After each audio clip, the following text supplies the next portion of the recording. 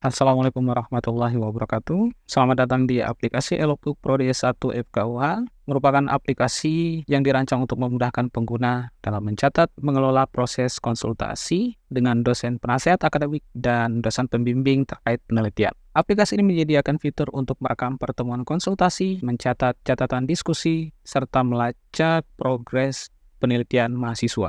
Dengan antarmuka yang intuitif, Elokbook memungkinkan pengguna menyimpan dokumen terkait, mengatur jadwal pertemuan, dan berbagi informasi dengan dosen pembimbing dan dosen penasehat akademik. Dengan demikian, Elokbook ini menjadi media yang efektif untuk mendokumentasikan dan mengelola seluruh proses bimbingan, konsultasi, dan komunikasi dengan penasehat akademik dan dosen pembimbing. Jenis aplikasi ini terbagi atas dua, yaitu mobile apps dan web-based. Adapun aplikasi ini terbagi atas 4 role pengguna, yaitu admin prodi yang akan mengakses aplikasi ini menggunakan website atau web browser. Kemudian dosen penasehat akademik yang akan mengakses aplikasi ini menggunakan mobile apps. Kemudian dosen pembimbing yang akan mengakses aplikasi ini menggunakan mobile apps. Dan mahasiswa akan mengakses aplikasi ini menggunakan mobile apps. Adapun fitur secara umum dari aplikasi ini adalah terkait manajemen konsultasi penasehat akademik atau disebut dengan fitur komunikasi. Kemudian terkait manajemen penelitian ataupun skripsi yang berisikan tentang progres pencapaian dari mahasiswa terkait penelitian yang dilakukan. Kemudian verifikasi QR Code yang menggantikan tanda tangan yang sebelumnya dilakukan di logbook konvensional menggunakan verifikasi QR Code. Kemudian terkait penilaian yang bisa dilakukan secara fleksibel. Ketika mahasiswa melakukan ujian, maka bisa dilakukan penilaian melalui mobile apps. Kemudian yang selanjutnya adalah fitur monitoring rangkuman akademik dan mata kuliah terkait IPS dan IPK mahasiswa, serta mata kuliah yang telah dilulusi maupun yang belum dilulusi. Kemudian terkait fitur notifikasi yang memudahkan mahasiswa dan dosen ketika mendapatkan permohonan konsultasi ataupun respon konsultasi dari dosennya. Kemudian fitur chatting real time memudahkan dosen dan mahasiswa untuk melakukan komunikasi secara online.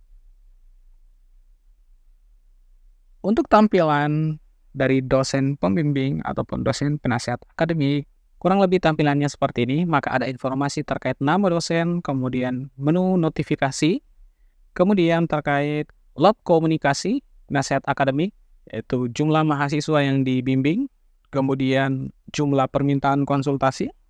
Ketika dipilih, maka akan menampilkan menu konsultasi dan menu mahasiswa.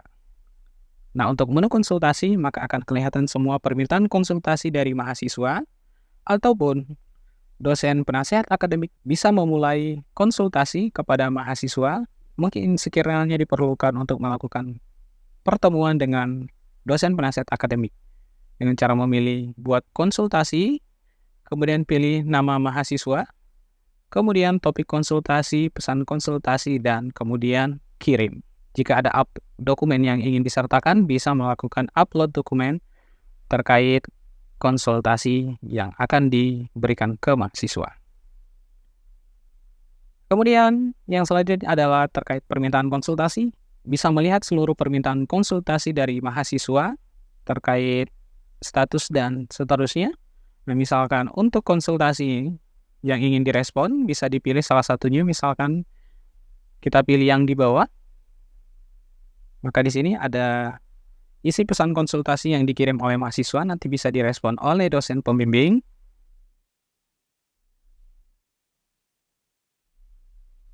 Misalkan seperti ini.